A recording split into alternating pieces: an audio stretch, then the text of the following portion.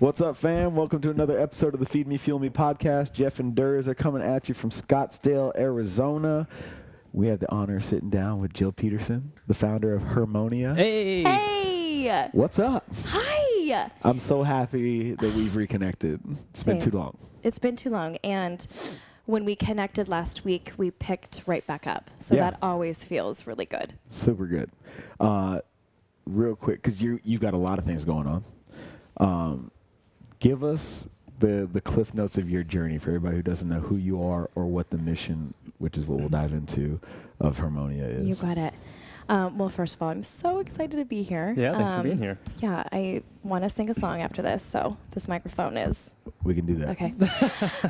But a little bit about me. I spent 8 years. I really grew up in one company. I feel like that's where all of this knowledge that I'm now going to give away really came from. So I grew up in Lululemon, and I was there for 8 years. I was a store manager predominantly my entire journey, but I kind of, I was a little bit of everything. I started as an educator, so a sales associate, stepped into the first level of leadership, which is a key leader, then an assistant manager, store manager, regional manager, and then really ended my journey and my time as a store manager. So that's kind of what formed all of this. Okay. I fell in love with the company because the company's all about their people. And why I left my former job to come to Lululemon was because I didn't feel seen. I didn't feel heard. And first of all, I was selling wine. So Nice. that was awesome. And I was up against men. Okay, yeah. So my entire community that I was working with was predominantly male driven. Okay. So any promotion that I would go up against, I would lose to a man. And that fueled me to keep grinding, keep proving myself. And I knew I was worth something. I had great work ethic. And then my flame started to dim. And I realized that I needed a company who gave back to their people so that they could continue to show up and be the best version of themselves. So that's where I found Lululemon. And funny enough, it was yoga was my outlet. Okay. And so I would sell wine all day, and then I'd go to the yoga studio. And I remember noticing a girl's pants. I noticed her pants in front of me, and I was like, what's that cute little symbol? And those pants are so cute on her. And I mean, you're in yoga. You're supposed to not listen to your thoughts, but my thoughts were ask her after class. What? Where'd you get those pants? Yeah. That's the shit only a girl can get away with. So silly. I feel awkward as fuck. I know. Hey, I know you don't know me, but where'd you get those pants? I'm using that next time I go. Shoot. Jeff's writing it down. Core Write power that down. yoga. What's up? Where'd you get those pants? Yeah. Oh, my by the gosh. By the way, they're Lululemon. Oh, and my name is And Jeff. I was like, Lulu, what? So I went back and I was like, okay, is there a store here? So I was honestly researching if there was a place where I could come and buy the pants. But what I got lost in my search was researching the company. Okay. And I was like, oh my gosh, this is Disneyland for adults. Yeah. And it was just the universe bringing me what I needed at that moment. And it made me realize, okay, my happiness is so much greater than me waking up feeling miserable. So, what are you going to do about it? Sure. So that was the jump. That was the jump from going from a really crappy job to a job that I loved and failed at and was really successful at, and led me to this position to say, okay, I'm gifted, and I am totally uniquely different than anybody else, and that's why I'm here. And I got to see a glimmer of that gift as a store manager, and it was developing people and teaching them all different kinds of concepts about choice, about communication, about making requests, about setting boundaries. And I saw the progression in them, and it was from my coaching. It was from all the work that I was doing personally to help me get my team where they wanted to go. And I was like, man, how do I scale this? Yeah. Like, how do I actually now look outside of just these four walls? Because more people need this work. And I don't know if it exists. So that's how really the concept of Harmonia was born. What was the sign that like Yeah. pushed you off the cliff? Good question. Well, You'll get a couple of those over the Okay. next hour, just so you know. get ready. Buckle up. Just prepping you right now. Just prepping you up. Okay. Well, the first sign was when I was pregnant. So I have 2 little boys. And my first son, I experienced postpartum depression. And through this spiral, like really, I've always prided myself to be an optimistic person, to be positive, to be happy, because I choose that, and I know how to get myself back to that place if I'm not there. But through motherhood, the very first experience of motherhood was the first time I felt depression, and I was like, how do I get out of this? Like, I am at rock bottom.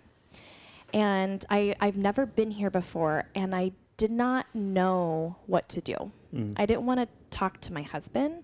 I didn't want to tell my family, because people came to me for those reasons. And I was like, okay, how do I coach myself without feeling guilty, without judging myself, et cetera, et cetera? Like, the rabbit hole of lies was just like in my head, in my conscious. And I finally realized that I am armed with this incredible tool belt that Lululemon gave me, and I've spent the last 8 years working on acquiring all of these tools. So what do I need to do? What do I need to do? And if someone sat down who was me in front of me, what would I say to them? If they were like, I'm struggling, blah blah blah, I'm literally at rock bottom, I would say, you need to ask for help. And that was like the first moment that I was like, okay, yeah, I need to ask for help in experiencing this depression and getting myself back to a place that I know that I wanted to be. So that's what I did. It was like, okay, I'm going to talk to my husband. I'm going to talk to my family and actually be honest to say, like, I'm not okay. I'm actually experiencing some really scary thoughts, and I need help, and I can't do this alone. Right. And then from there, it was like, the floodgates opened. It was like, okay, well, what else do I know? Like, I know that working out makes me feel better. And it was self-care, self-love, yoga, meditation, all of these things that I have acquired with my tool belt, I pulled out, and I was like, okay, so 12 weeks later, I got out of it. And that was the moment, that seed right there, after those 12 weeks, was me reflecting on this experience to say, women don't have my tool belt. They don't have the same tools that I have. And what do they do about that? Yeah. They get up every single day and they just function. Exist. They just exist as a shell. Sure. Because I was existing as a shell until I finally started working on myself. And that made me so sad. Yeah. That made me so sad. And that was the first time that I was like, I've got to be something for these women. And, that was 5 years ago. So like, this seed has been growing inside of me for a while. And it wasn't until last year that I finally was like, okay, I am seriously being tapped to make action. Okay. So what is Hermonia? Hermonia is inspired by harmony, powered by her.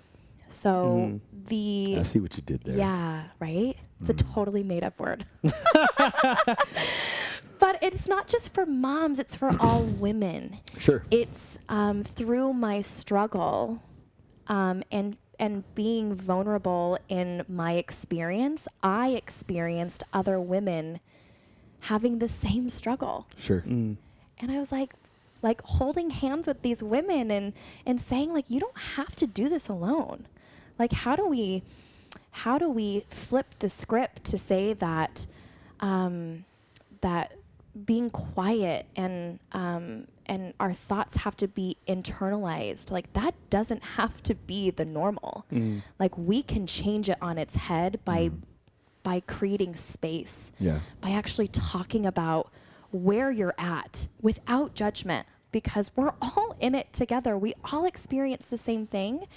And that's powerful. Sure. That's powerful. And that's why Harmonia exists, because I want women to come and see something for themselves, to realize they're not alone, and for them to learn tools to then go and apply in their life so that they can be not just a shell anymore, but they can live into who they were made to be.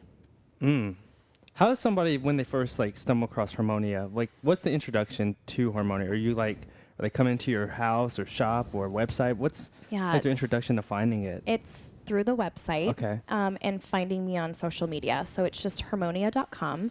And then on my social channels on Instagram and Facebook, it's Harmonia PHX.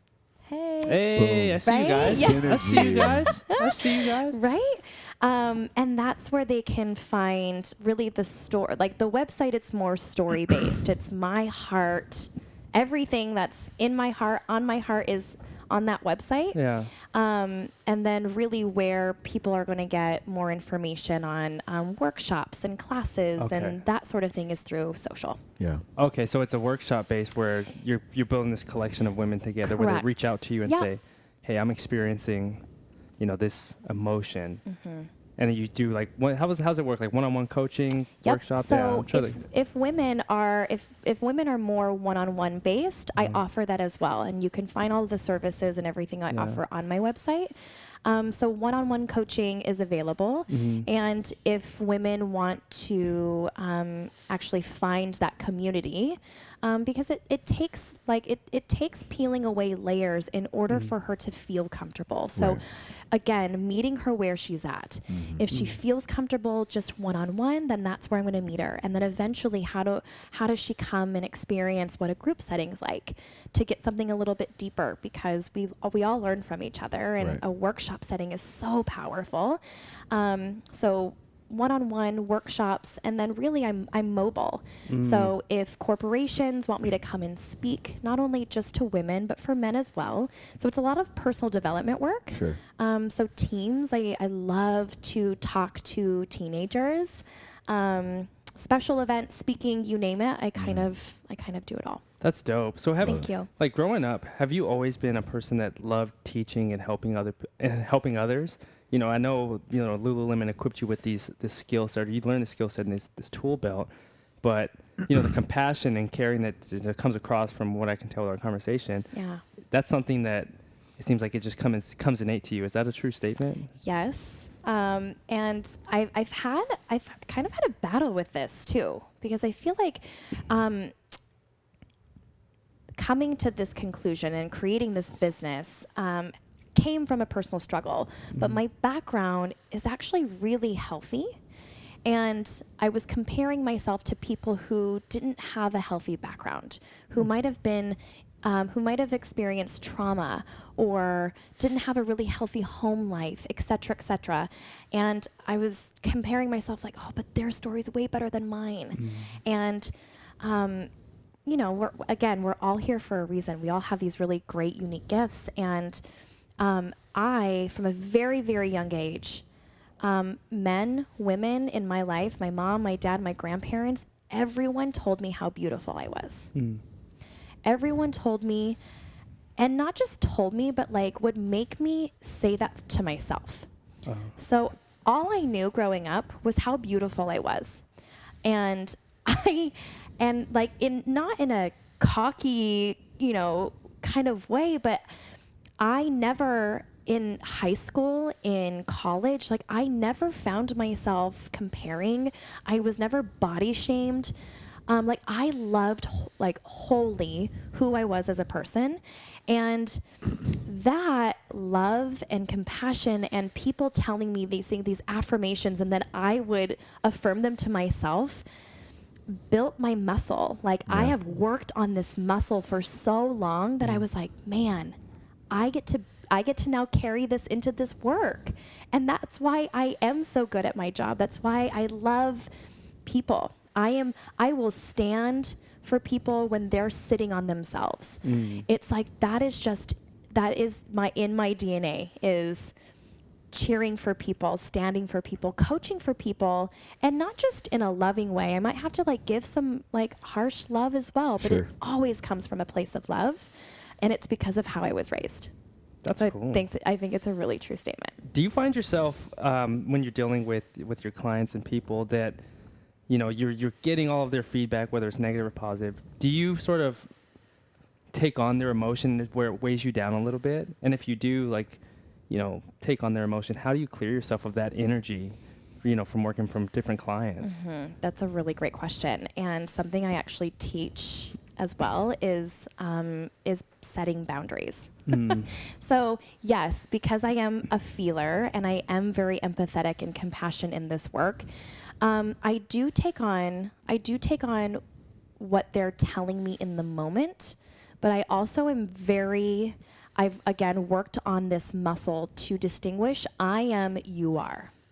And I teach this as in like, I am Jill.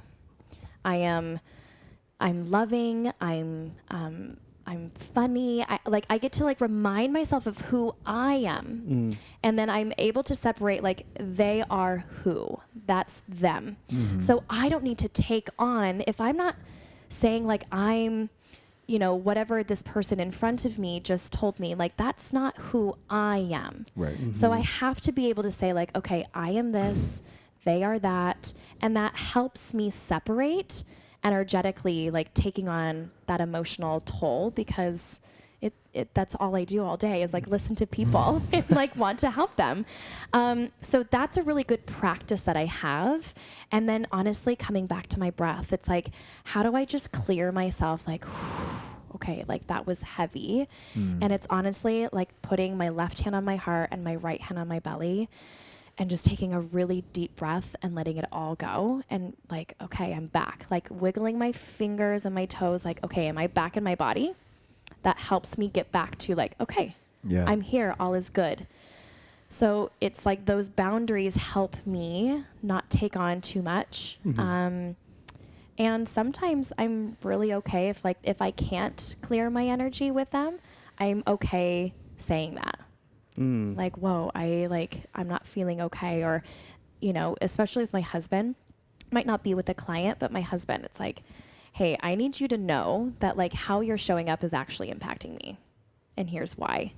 So it's like I can communicate that. And that's really powerful too, that I want to teach women, I want to teach men, I want to teach teenagers that like your body is amazing. And like if you're feeling something that isn't right, you got to say something. Yeah. You got to first look within to say like, why is this coming up for me? And then it's like, you just got to keep practicing saying it.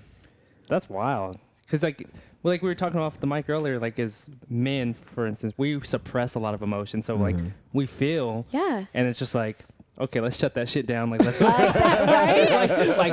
like it's time to go strap on the pads and let's go. You know? No, that is telling you something. Right. That's wild. Yeah, it's telling you something.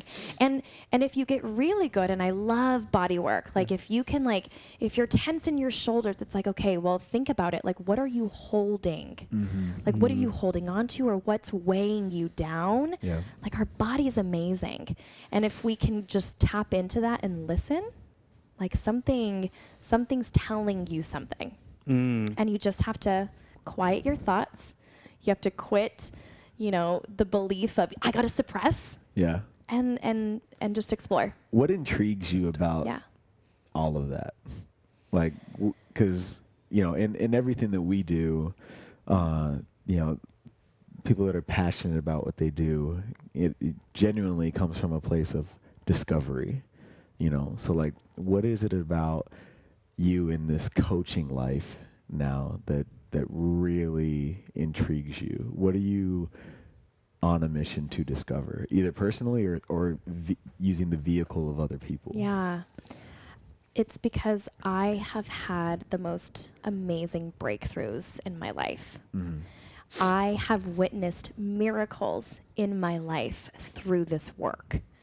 And that's why I'm like, people need more access to it. And yes, you can read a book. Yes, you can go to conferences. That's all amazing. All of those vehicles are teachers in some way. And I just want to be able to be another teacher in a different way for women that might make more sense to them. Yeah. I might not be for everyone, and that's okay. But if I can tell them from personal experience, like all this work that I'm doing, I've done for 8 years. And I've seen insane results. And I swear to you, I wake up every day and I'm living my best life. And trust me, there are days that I'm like, or I'm frustrated or I'm angry. But it's like, I know how to get back. I know how to get back. And that's where I don't regret anything. I don't look back and be like, damn, I just wasted a whole year doing this or being in this place or hoping, wishing, blah, blah, blah. It's like, no, I live every day like this is the most important day of my life. Sure. And that's what matters to me, to teach other women. To say, like, that's how you can live too. Sure. It's really interesting, that we're having this conversation and that, you've launched Hermonia and we've reconnected. I just had a conversation on another podcast last week, and I was asked about being a dad and the difference between how I interpret fatherhood, raising my son versus my daughter. And the only correlation that I could really come to in that moment is in having a son, I know how that script goes. I've walked that path. Right. I've made the mistakes. Like I know what it is to become a man, right? In raising a daughter, it's like blank slate, no fucking clue, right? And what else came of that conversation was I'm terrified for my daughter in the sense that I watch all these 20-somethings in my gym and, just in society in general via social media and stuff like that. I feel like women spend their entire 20s, like the veil's been ripped away and they're now confronted with the reality that the fantasy that they were sold as children and adolescents isn't real. And then now they don't discover who they really are until they're after 30. Like this is the exact dynamic that brought my wife and I together. We didn't commit to each other until well past 30. Right. You know what I'm saying? Totally. And as I look at who she is now and how she stands as a mother and a career woman and all those things, like we have a conversation all the time. Like if I knew what I know now, I could have been here 10 years ago. For sure. You know what I'm saying? Right. So like, I guess my question around that whole monologue is, why is that? How does that occur for women? Right. Well, because we aren't taught that. Right. We're not taught that in school. So like, again, the reason why this business exists and why I'm so passionate about it is because these lessons are not taught in school. Yeah. But then we are asked to step into life and be successful at it without the tools to be successful. Right. So that's where 10 years go by and it's failures, it's successes, it's you experience demons, you experience joy, you etc. And it's you're kind of figuring it out like the hard knock way. Right. And that doesn't always have to be the way. Sure. But where are there platforms to teach your daughter how to love her body, how to take care of her vessel? Right. That is hers and hers only. Where, we have health and PE in school, but it's like, what do they talk about there? Right. And who does your daughter look up to? Like, what role model is out there for her to say, like, I want to be like her. Right. Versus I want to be, and nothing against the Kardashians, but realistically, like we only see the glamorous part of their life. If we could actually see their real life and what they deal with, and maybe on the show it shows a little bit, but that's not what our girls see. They see makeup and hair and you know, big boobs and butts and everything else, and hope that was them. Right. But it's like if those women on that show could be teaching her who's watching it, like they don't need any of that. Like that's who we need more of. And that's why I am so passionate about this work for women, but also for teen girls. Sure. Is telling them, like, listen, you've got, like, how do we teach them to listen to their body?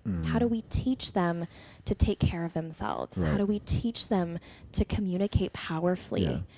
Yeah. I mean, the list can go on and Sure. on and on and on. Because I don't think the self-love thing comes into effect. It comes into effect too late. Right. Not too late, but later than it should. Yeah. You know,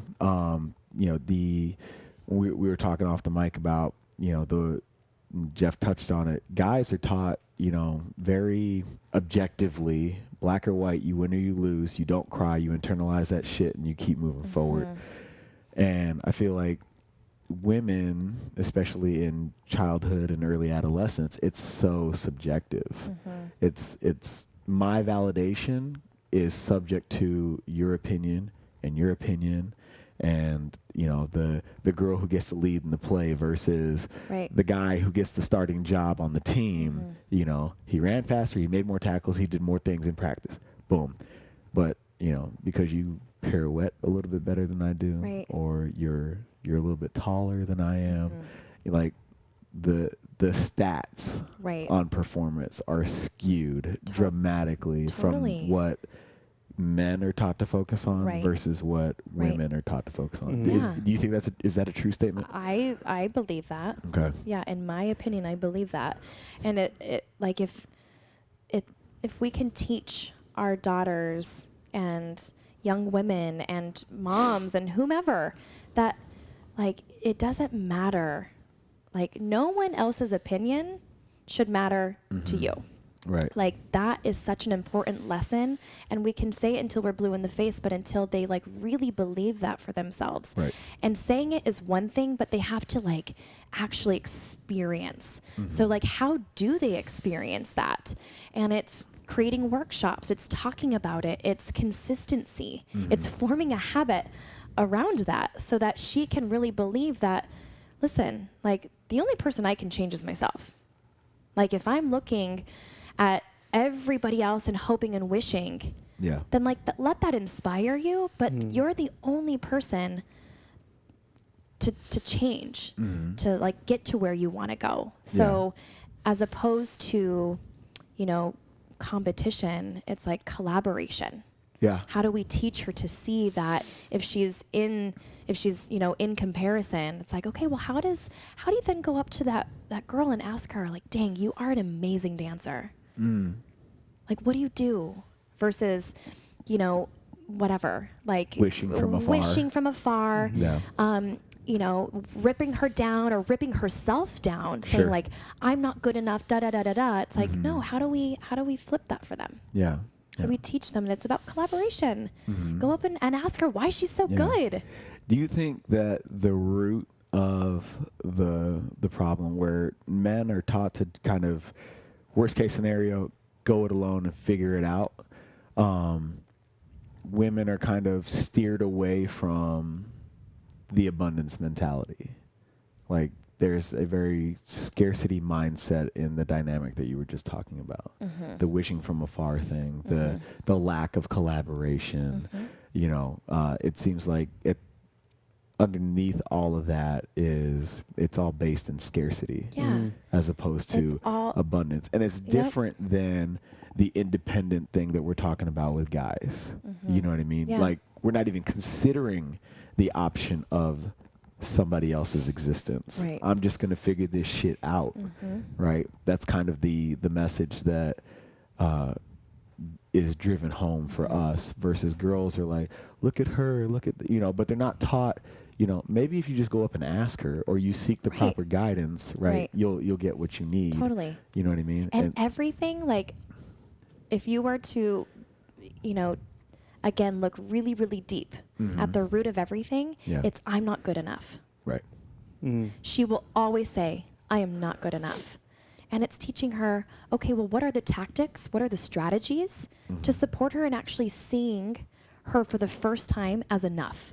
Right. And that's the work that we've got to be in. And it's not just my job. Like, that's a really big responsibility for me. And I'm gonna deliver on that. Sure. But it's also looking at every other parent out there to, like, let them know that they also have a responsibility to teach both their son or their daughter that they are enough. Sure. And it's one thing to say it, but they as parents have to role model it. Sure. They have to role model it. Role model it. Role model it. There you go. Use your There we words. go. Got it. Because if I'm gonna, you know, if I'm knocking myself down, whether it being with my friends or in front of my kids or in a conversation with my husband, that is way more powerful than me saying, "Oh, honey, you're enough. I'm so proud of you. You're amazing." Right. But it's like if I'm not being mindful Sure. of what I'm putting out there in front of my kids, like, they are sponges. Oh, absolutely. So it's a good gut check to say, like, wow, how am I actually role modeling this lesson? Yeah. And because if you don't feel enough, it's not going to be authentic for them to learn off of you. Yeah. Yeah. That's you have to live that into existence. Absolutely. Yeah. And again, if people are like, well, shoot, I don't feel enough, then listen, sister, you've got to do the work. Yeah. Welcome to, like, you needing to wake up and say, like, this life needs you. Sure. Yep. That's why I feel like we're in an interesting spot in the, you know, society we live in today, because you look at the sports we have available, like CrossFit, yoga, you know, non-traditional sports, I'll call them, where women are more empowered. Like, a woman can be strong in CrossFit and do better than guys, and they acknowledge that, man, she's a strong, powerful woman, and she's still beautiful, you know. And back in the day, you go back and it's like, if you didn't look like the cheerleader, the pageant queen, and, like, you're not beautiful, you're just like the husky softball chick, so to speak. Like, not talking about hot softball chicks or anything like that.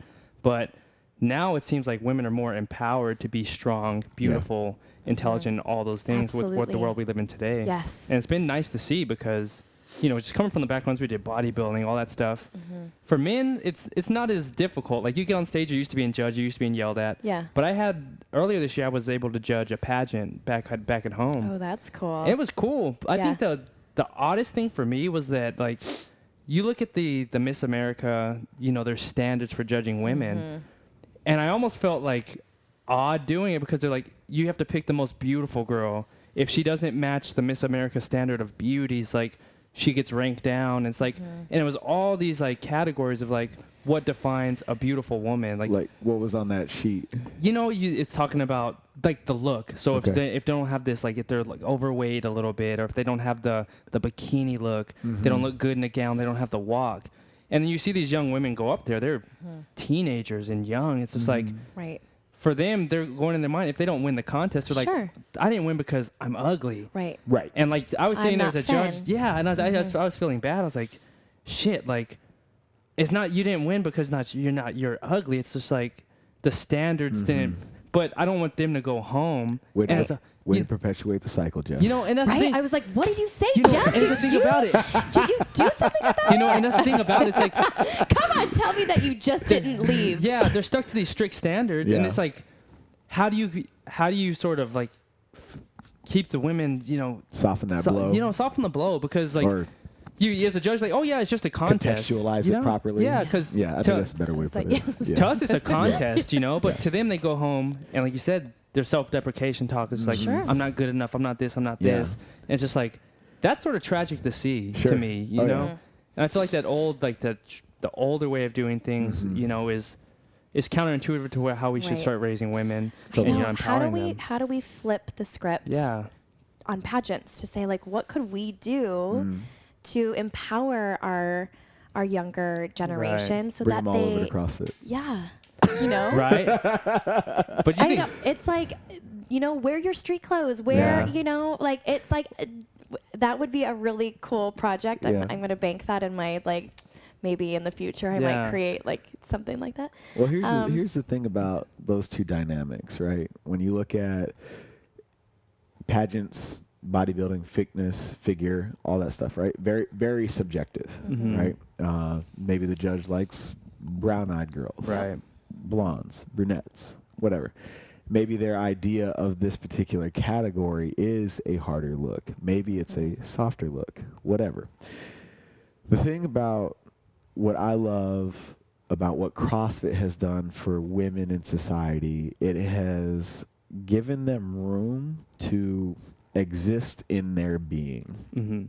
right? When you look at just outright performance metrics, you know, how fast you are, how much your work capacity, how strong you are, those things are very objective, right? They are absent of body type. They are absent of beauty, which is a very subjective word. Mhm. You know, you either can or you can't. You're either getting better or you're getting worse. There's nothing, there's not a whole lot of in between. And, you know, in that substantiation, the people that are, you know, come in and out of CrossFit PHX on a consistent basis, you are that improvement, that self-confidence, that self-worth above and beyond the aesthetic part is embraced and acknowledged. Like, wow, you 6 months ago you weren't doing that shit. That's awesome. High five, keep that shit moving. Right. You know, as opposed to, well, you know, you could look a little bit better. Mhm. You know, Right. you could tighten this up. But Right. nobody really gives a shit. You Right. know, Right. are you gonna move that barbell right now? Let's make that happen. Right. Right. You know what I mean? And it's a totally different dialogue. Yeah, and it's their choice. Right. Like CrossFit allows people to be in choice. They get to choose their own weights. They get to choose if they want to show up for the workout or cherry pick the workout. Yeah.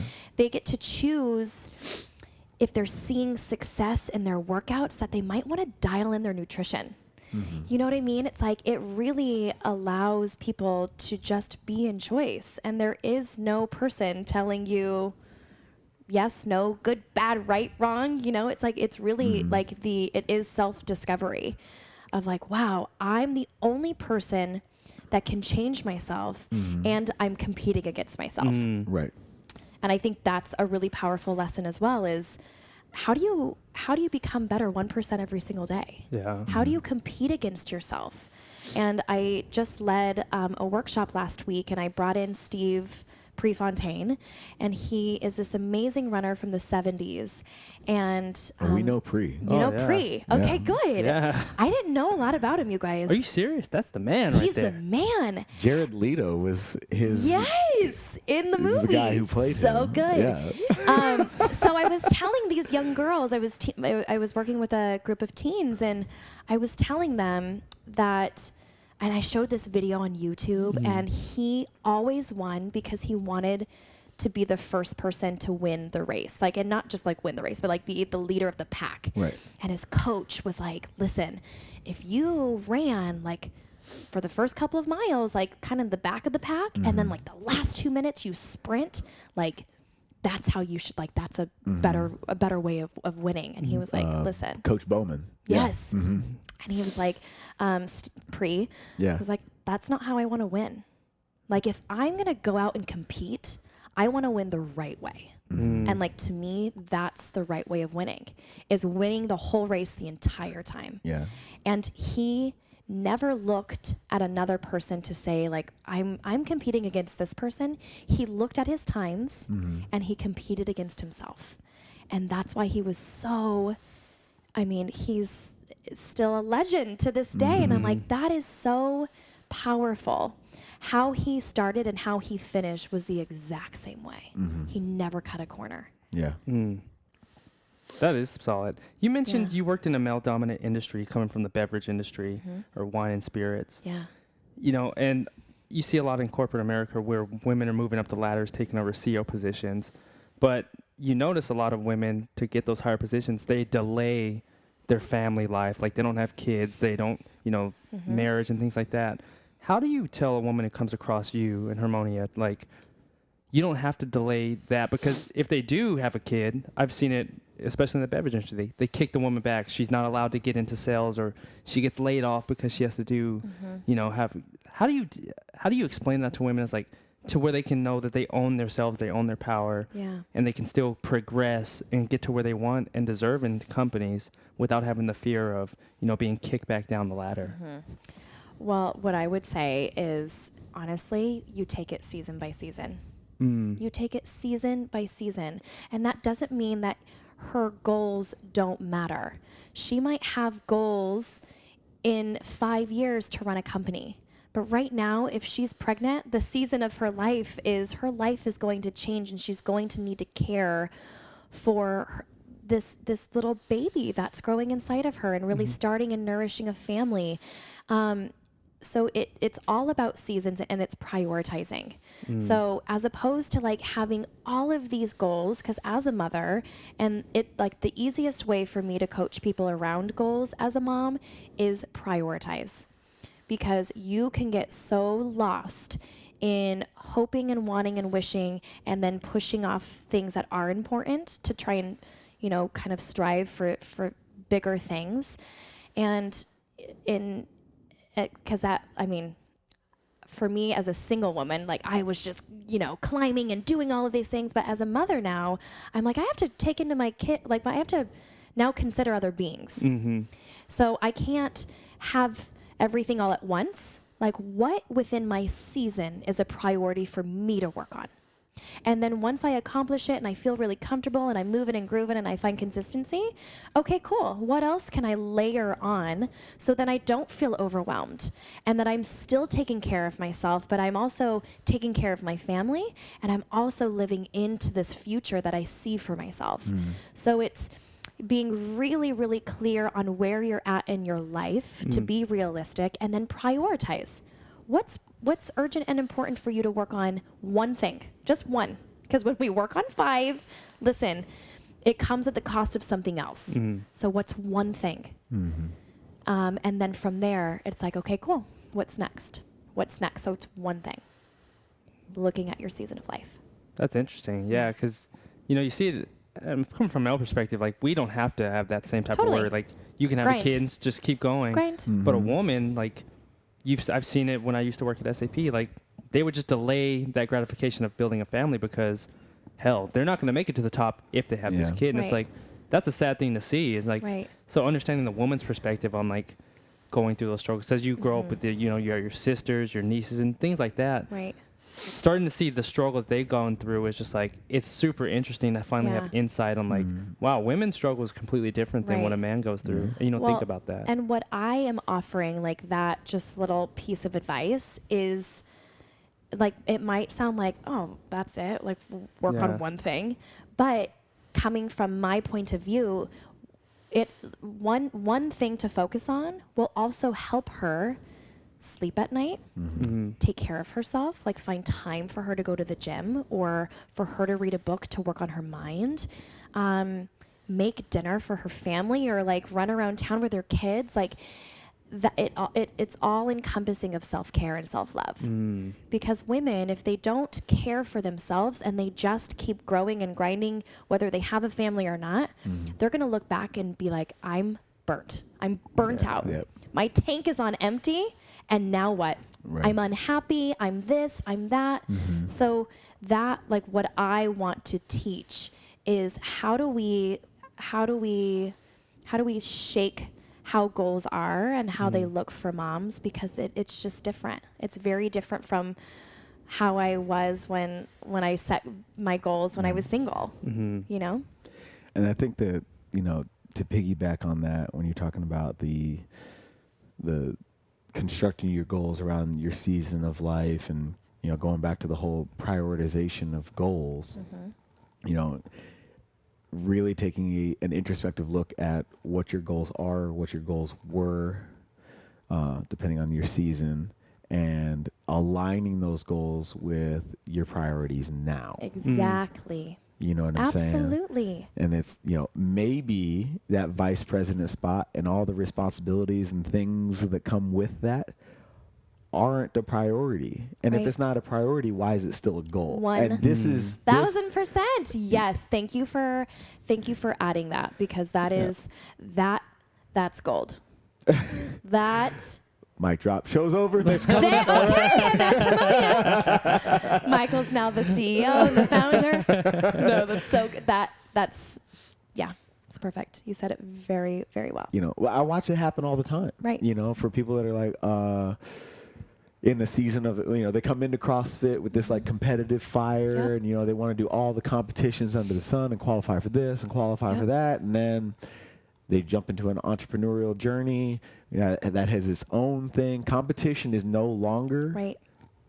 a priority, but it's still a goal. Right. And now your life is out of alignment. Exactly. You're going to be out of balance no matter what. Totally. Right? And our ultimate goal should be to find a way back to center. Absolutely. Right?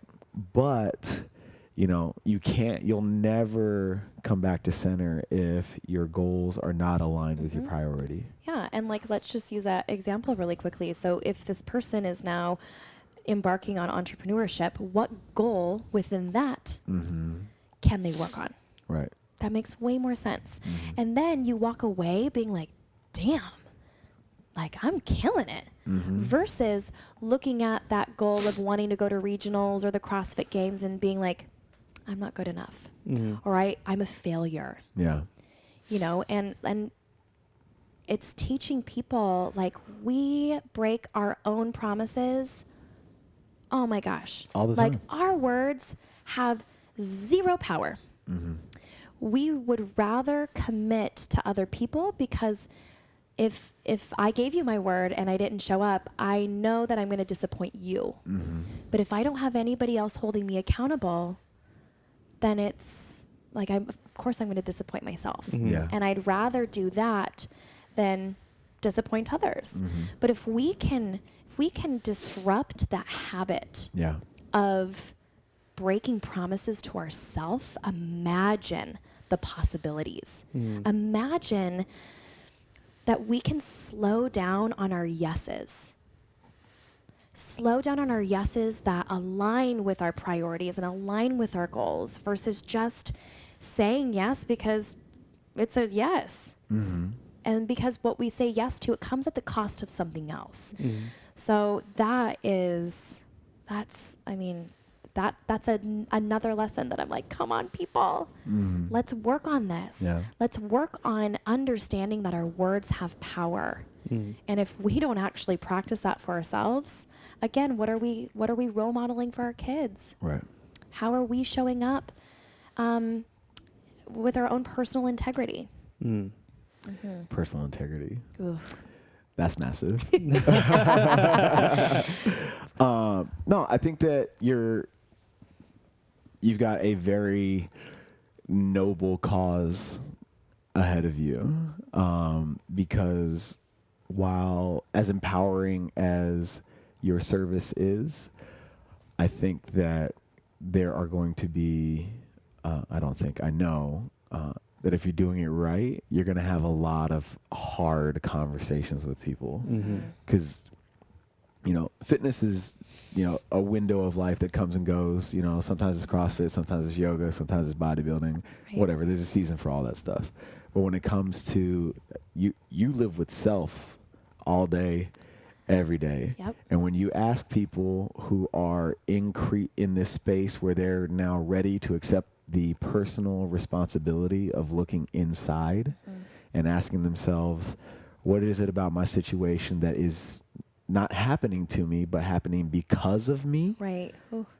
Like in that moment, in that phase of consciousness, shit is really, really hard. Totally.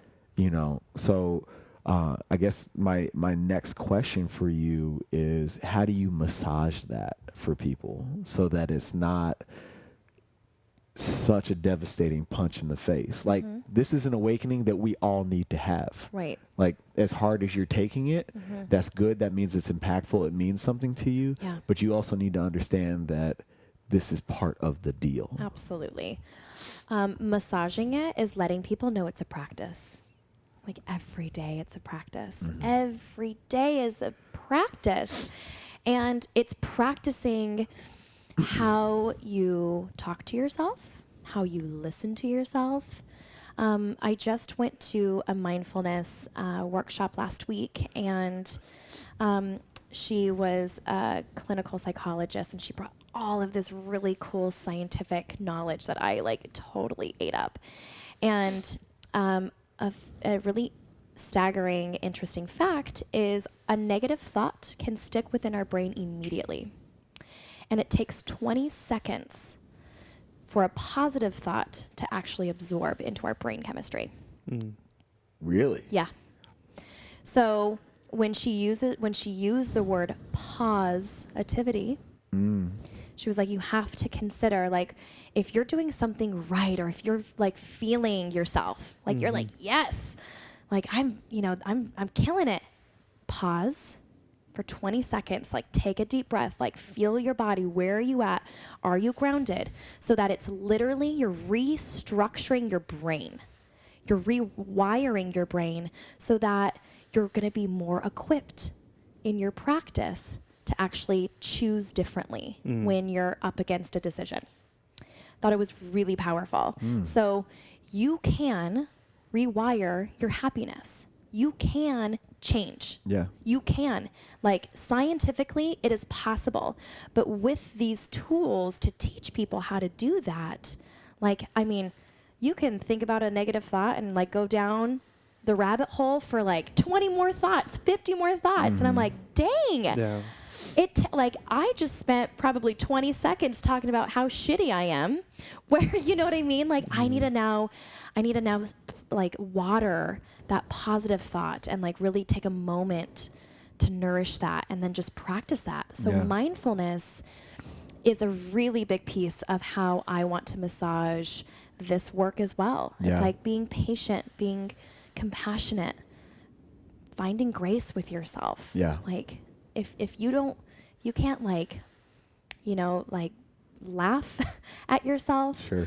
If you can't, I don't know, just find light in any situation, then it's like, okay, that's your work. It's finding more patience. It's working on mindfulness. And yeah, that's what I would say to answer your question. Love it. Yeah. Yeah. I love that. Yeah, it makes Okay. sense because you think of, the psychology of marketing, and it goes to exactly what you said. They'll post a negative picture, somebody crying, and then a positive picture, somebody's happy, living abundantly. And our minds instantly negate the positive, picture and then go directly to the person crying. Yeah. And they've used it in marketing tactics for years, Sure. and you don't notice it, but you're conditioned to view that thing growing up your entire life. So Yeah. that's really insightful that you said the positivity. It makes you think even more. It like, as you're does, going of through like, stuff. wow, okay. And we have 55,000 thoughts or something insane, It's crazy. staggering thoughts a Yeah. day. And do you want to know the percentage of those thoughts that are negative? Send it. How many? What did you say? What is it? Send it. Oh, send it. Yeah. It's between 75 and 80% of our thoughts are negative. Get out of Swear here. to That's you. crazy. That is science. That is fact. That is, yes. I was like, oh, what? That's crazy. Yes. Insane. Wow. So she also gave us an example of, like if we had a cup of coffee and we got jostled and we fell, what comes out of our cup? The coffee. Coffee. Yeah. If we had water in our cup and we got jostled and it fell, what would come out of the cup? Water. Water. So if we were the cup and we got jostled and we fell over, what would come out of us? It would be whatever we're feeling in that moment. So if I'm holding on to frustration, if I'm holding on to anger, if I'm short-tempered and I got jostled, guess what? That's what's going to spill out of me. Sure. But if I'm living in abundance, if I'm living out of humor and joy and love, like if that's what's in my cup and I got jostled because I stepped on my kid's Lego and I just dropped a whole bowl of chili, which literally happened last night. I'm like, what? You know what I mean? I was like, what? It is what it is. You know, like, yeah, Yeah. I said I'd probably use some type of curse word, but I was like, whatever, Yeah. you know, but like, that's because I'm filling myself up with that. Interesting. So when it comes to the self-work, the affirmation part, the abundance mentality, and living in that existence, where did you learn to bring that into your consciousness? Because you can have that and it just be part of who you are, and it's a whole nother deal to do it on purpose. Like, when did that come into your being? Oh, Go ahead, say it. mic drop. Oh, Good question. good question. Reach. Okay. I'm filling him up totally. Okay, that's You need a bigger I headset. know, He's show gonna your spill all over the head. ego. Jostle him, Okay, the ego's I coming know, out. right? Yes, that is what's spilling out right now. He's like, goodness. yeah. That was a good question. Good question. Okay. Okay, the first time. Well, I'm going to take it back to when I was a store manager at Lululemon, because honestly, all of this, I've never had this work when I was in my 20s either. I was Okay. like mid-20s was when I really started seeing like, oh, this is really cool work. And I like looking at myself. And I would say it was through like a self-development conference that I was all in. I was all in. Anything that was being asked of me, I did. I'm a rule follower, so I was like, oh yeah, they're going to totally know if I don't do this. And then I realized like being coached and then applying it opened specifically a relationship with my dad. Like my dad, he had some infidelities with my mom, and I was holding on to so much with him that through this conference, I learned that my past doesn't have to dictate my future, and I get to choose that. But in order for me to like actually believe that and live into that, I needed to have a conversation with my dad. Sure. So I had this conversation with my dad, and it was like, I was so nervous. I was so nervous. I didn't want to tell him how I felt about him. And then I did in a very loving way, and he was very receptive, and we cried, and like I felt this like weight, like lift. And I saw this relationship that I thought was forever going to be just mediocre. Like actually I saw hope again. I was like, okay, maybe I can really have this relationship that I had with my dad my whole life back again, because I did this work. And now like, and then I was like hooked. I was like, okay, like where else can I scan in my life and have these amazing conversations? So it was like equipping me with being able to communicate in order to free myself from these cobwebs that I've been entangled with. And then it was like I was again doing the work myself, and then I just started like living into it. And then because I was doing the work and I was freeing myself up from all of this shit, I was like, how do I coach people now? And then it was like, okay, what other conference can I go to? What other seminars out there? What book can I read to just learn for myself? I would never, ever, ever coach anyone through something that I never experienced. So it was like just learning as much as I could. And then like being a store manager, that was like my job, was to coach and develop people. So I got to like experience, really cool conversations and teach people things and learn from them. And that was really the start of living into this consciously. Yeah. And I want to backtrack into that story. Because I think when you embrace and start to consciously live that abundance mentality, and we talked about it with Logan a couple of shows ago, where people that live in this existence actually embrace friction, embrace conflict. They'd rather be uncomfortable for 5 minutes, get the shit out of the way, and move on with life, as opposed to internalizing things, leaving things unsaid, and or having the discussion about you with somebody else as opposed to Yeah. us figuring it out. Totally. You know? Yes. And I think that's a very critical element of this whole thing is getting people to understand that conflict, that momentary friction is good. It totally is. It's not a negative experience. Nope. It's No. a conversation that needs to be had, Absolutely. and the both of you will be the better for it.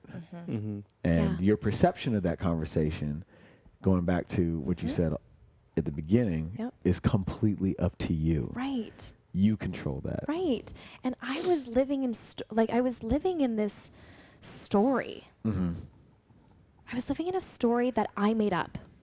That wasn't facts. It wasn't. Okay. It was, I mean, going back, this story is what I'm talking about. My dad is, I was living into like, he's this awful person. And I mean, all of these things. And then learning what I did, I got to like actually figure out, okay, well, who is my dad to me? Mm-hmm.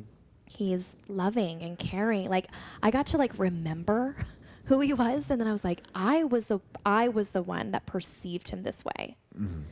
He never ever showed me that. Like, yes, he made a mistake.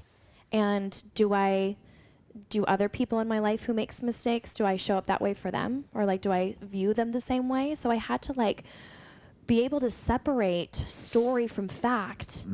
And then like, just like, I'm not going to say like what he did. I'm like, oh, Dad, I'm okay with it. Like, it was wrong.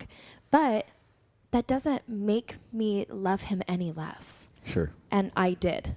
I loved him less because of that. Right. And it ruined every male relationship that I ever had until I started doing this work. And guess what? I found my husband.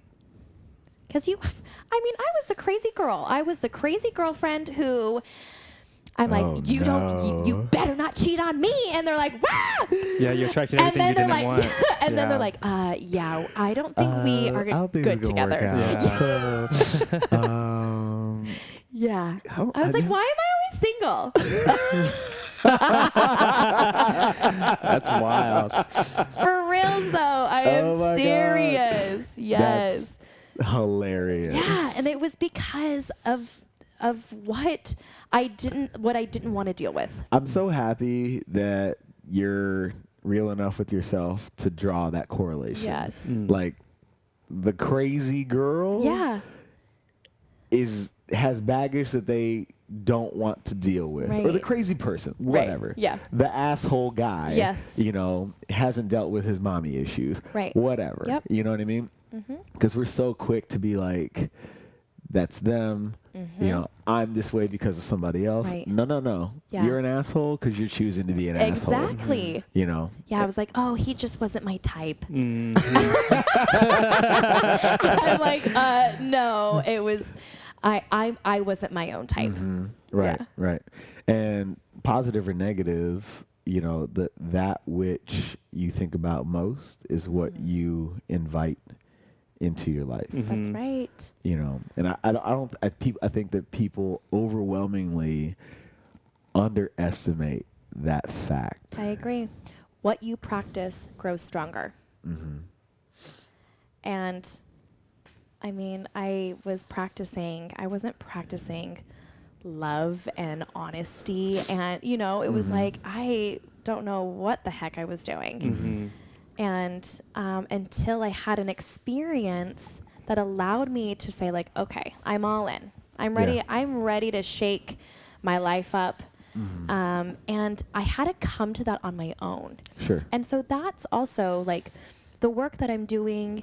And I mean, really just for anyone who wants to change their outlook, you have to be ready to change yourself. Like, I would love to just go into a room and talk to people. But I feel it's more powerful when people show up because they chose to be there. They have a little more skin in the game. Sure. And I might not always that might not always be, the arena for me, but I chose to be in that seat that day. Right. And like, I committed to myself, like, I'm all in. I'm going to be a student. I'm going to do the homework.